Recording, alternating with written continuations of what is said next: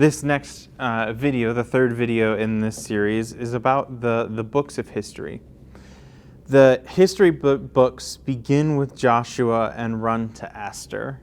These books provide the history of the beginning of Israel in the Promised Land and go through the exile in Babylon and Assyria.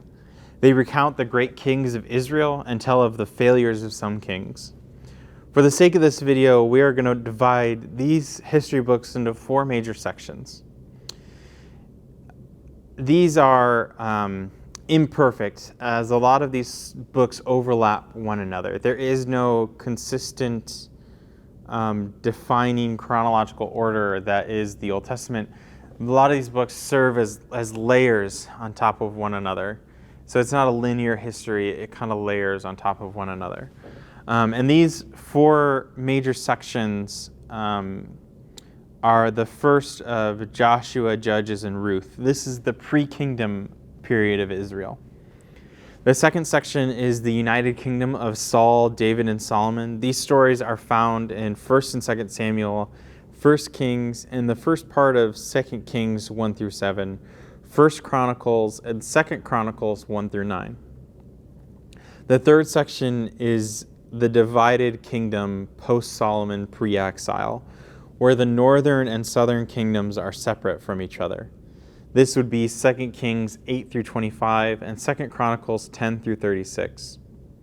And then the exile and post-exile periods of Israel's history, Ezra, Nehemiah, and Esther. So let's begin with Joshua, Judges, and Ruth.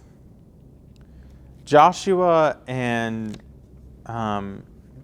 Judges and these stories can best be summed up by the ideas of land and providence. Joshua and Judges are primarily concerned about the struggle of the Israelites as they try to inhabit the Promised Land, and we have various stories about success and failures. Joshua is primarily about the takeover of the land by Israel, and there are multiple theories about how that happened.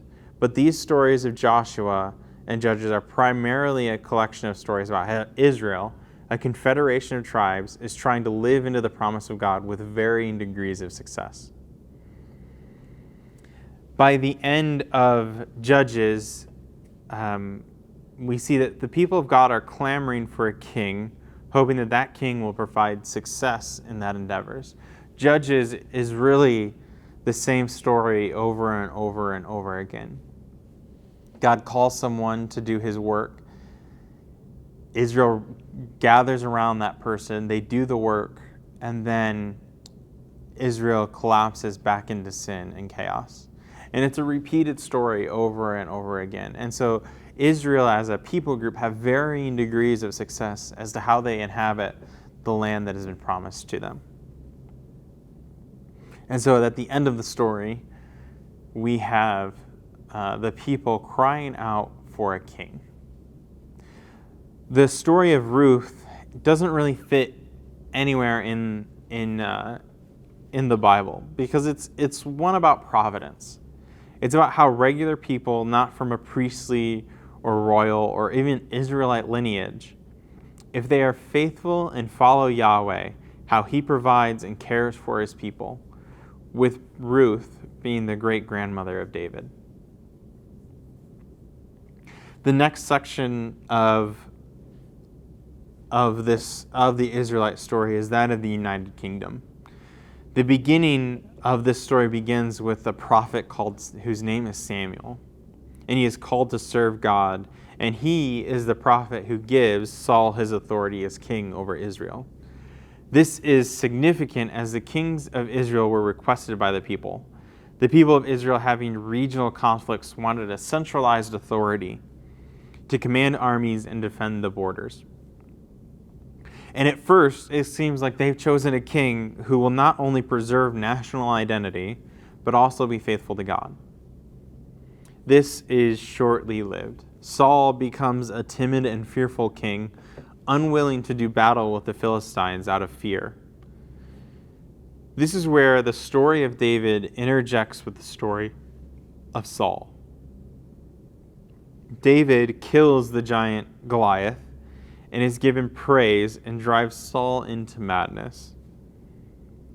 David and Saul have a brewing conflict, and there are multiple times where David has the opportunity to kill Saul, but does not because Saul is still king. It isn't until Saul is killed in battle with the Philistines that the conflict between the two men is resolved. It is clear at this point that Israel has bonded to the idea of king, and since David was anointed by Samuel, David becomes the new king over the monarchy of Israel. David's rule is by all accounts amazing. He pushes the boundaries of Israel further and farther than they've ever been before. He conquers land that was given to Israel. He institutes a new capital.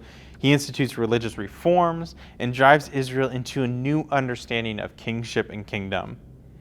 God even makes a covenant that while David will not be able to build the temple for Yahweh, he will make sure that a ruler from the line of David is always on the throne, and that David's line will have no end.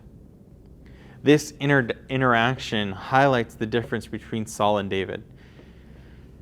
David, however, manages to throw it all away in lust after Bathsheba and the murder of her husband Uriah.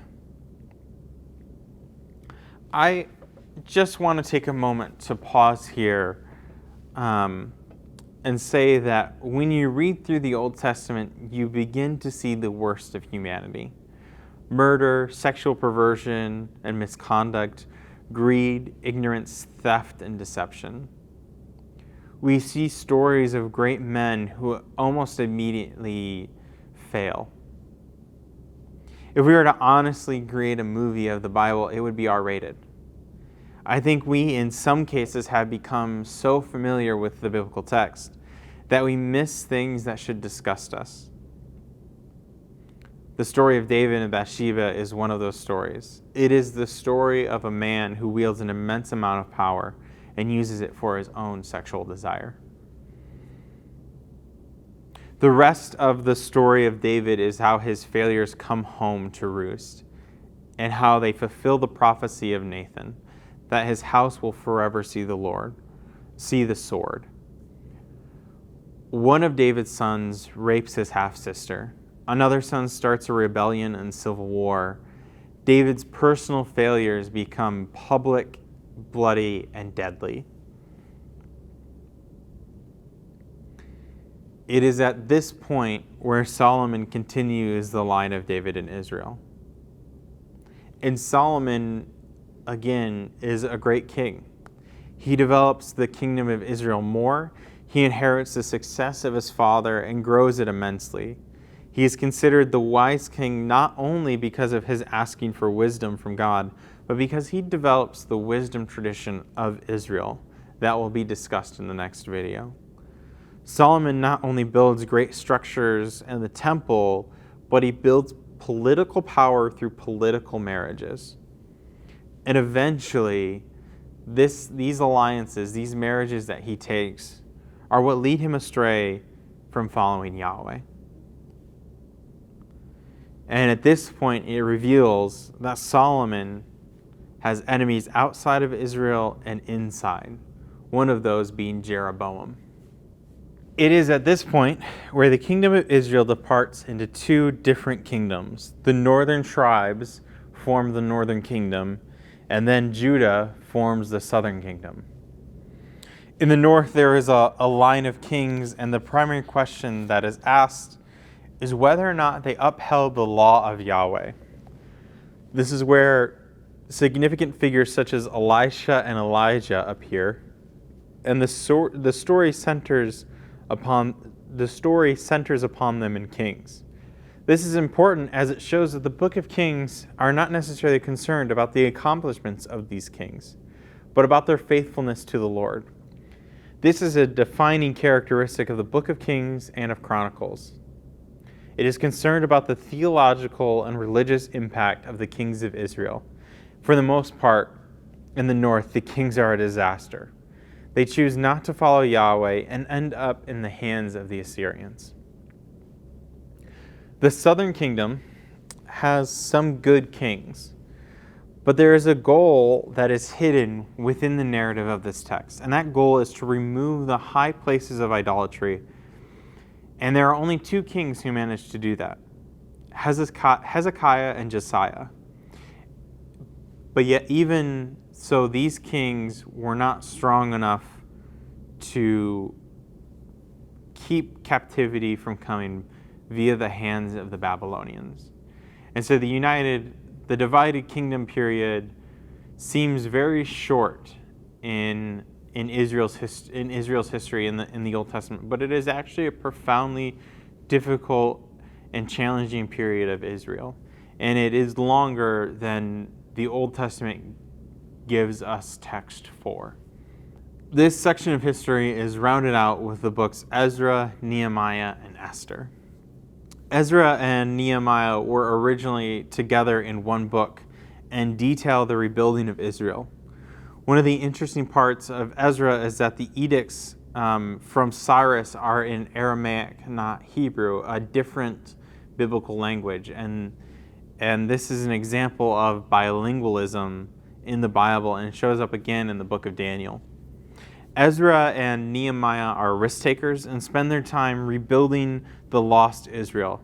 Ezra rebuilds the temple and worship towards Yahweh, and he institutes significant religious reforms. And Nehemiah rebuilds the wall and defensive structures of the city of Jerusalem, as well as rebuilding the administration.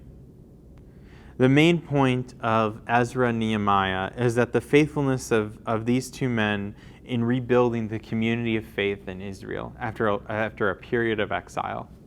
Esther is a unique book in the Bible. It is similar to Ruth in that it is a story about the providence of God, but it is further unique in the fact that Esther never mentions the name of God. And historically, it's complicated. There are no records of Esther in Babylonian records. Whether or not the story of Esther is legitimate is not of concern for the Israelite people. What is of concern is the providence and faithfulness of God. The history books of the Old Testament provide a shape to the growth of Israel. It shows the dynamics of the Israelites as they grow into the nation and then the destruction of their nation. The history books of the Old Testament are not concerned with the history like we are as modern people, where we want specific dates and specific times and vast historical records for these to be approved. What the history books of the Old Testament are concerned about are whether or not the kings and leaders of Israel fulfill the decrees of Yahweh. This is the primary lens that the writers of these books are looking at. Does this person fulfill the covenant with Yahweh? And those who fail to fulfill the covenant of Yahweh are given very brief stories.